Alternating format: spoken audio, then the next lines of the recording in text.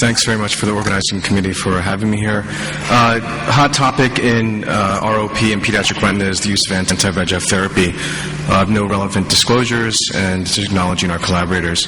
So we've gone a long way in terms of how we treat ROP. You know, the basic premise is the same: decrease the VEGF and stop the disease. So we start with cryo, then on to indirect laser, and now we have all these anti-VEGF drugs that we've used for adults that we're now using for children. The same issues are relevant to children. So, you know, when we talk about these anti-VEGF drugs, we're talking about, you know, is it effective? How feasible is it? You know, is it easy for us to use? And of course, safety, adverse events, and then cost. You know, all of these have been themes in this morning's talks. So let's talk about efficacy first.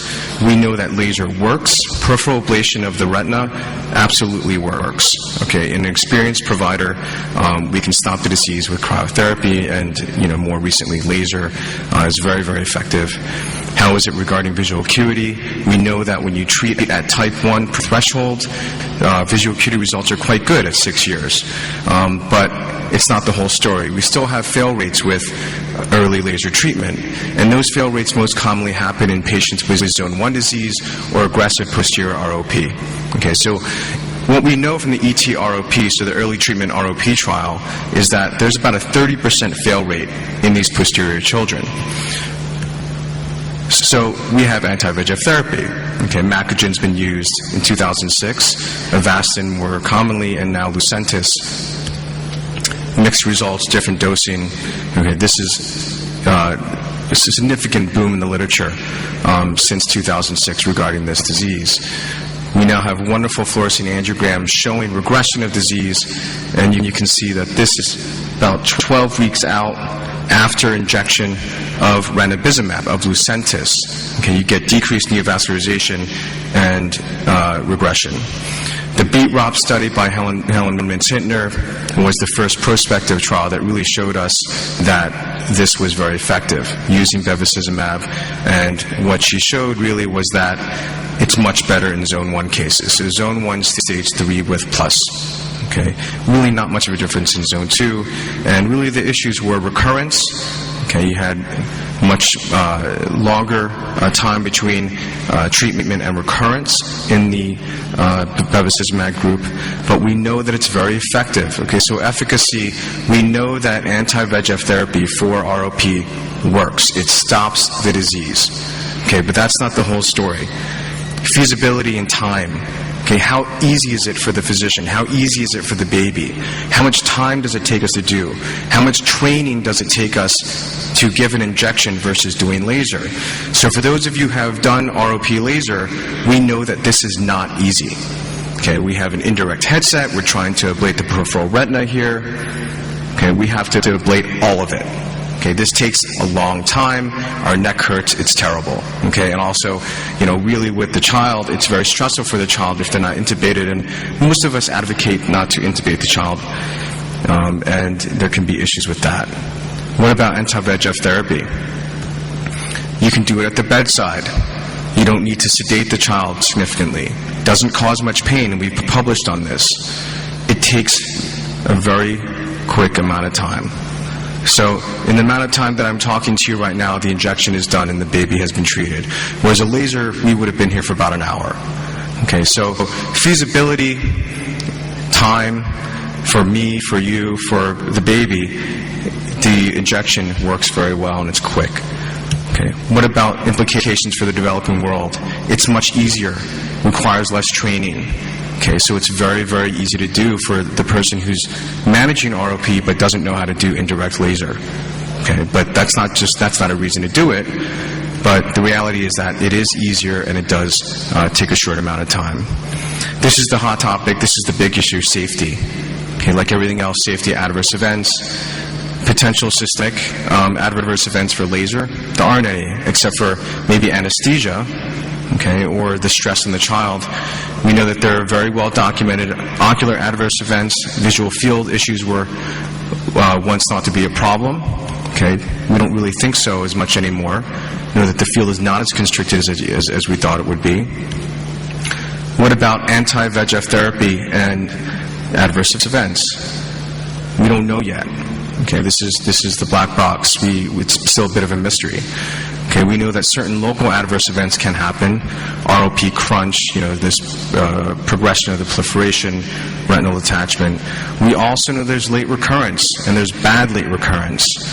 Okay, so Mike Blair and Mike Shapiro recently published a paper showing these findings, showing and documenting the fluorescein angiography findings for late recurrence and persistent ischemia.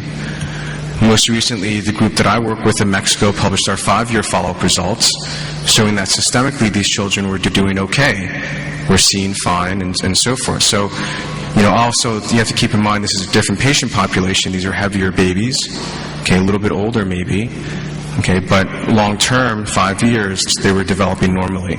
Okay, but there are issues.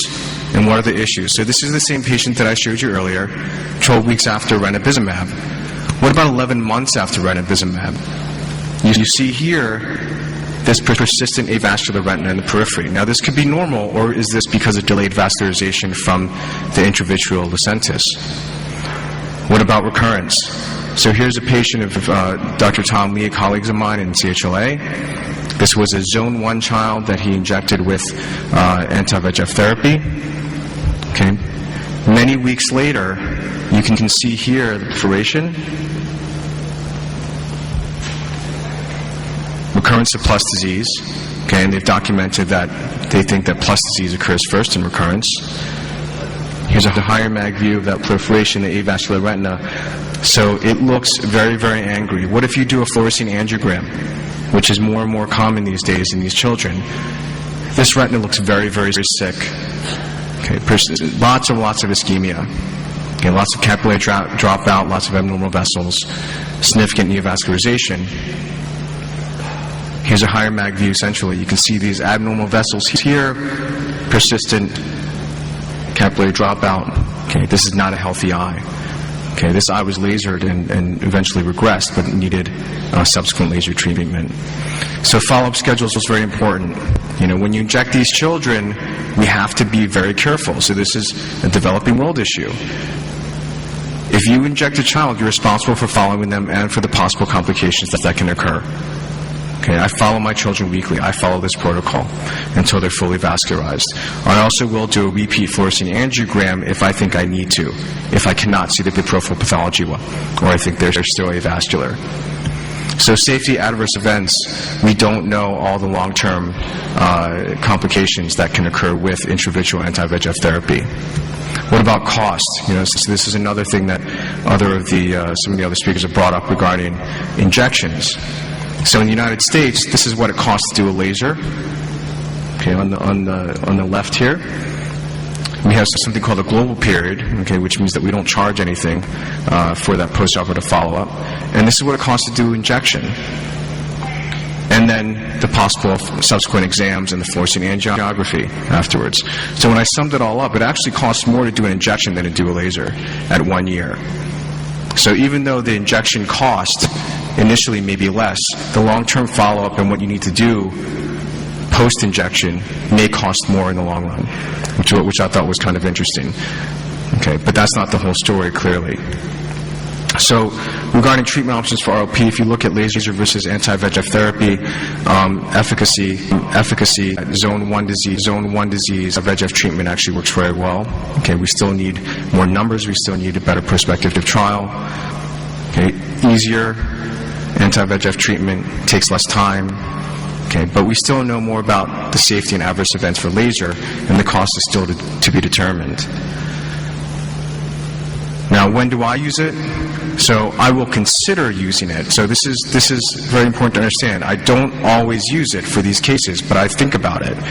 Zone 1 disease, APP, ROP, if I have significant neovascularization and I'm unable to perform laser, which isn't very frequent, if there's significant recurrence after good laser treatment or as a surgical adjunct. Okay, so I think, in my opinion, pharmacotherapy is here to stay. It's going to be part of our treatment algorithm for these children, but we still have to figure out exactly where it fits, and we still need to know more about long-term safety. Thank you very much. And just to mention this, APOS and the Singapore National Eye Center is having a joint meeting in Singapore July 14th through 16th. Thanks very much. Bye-bye.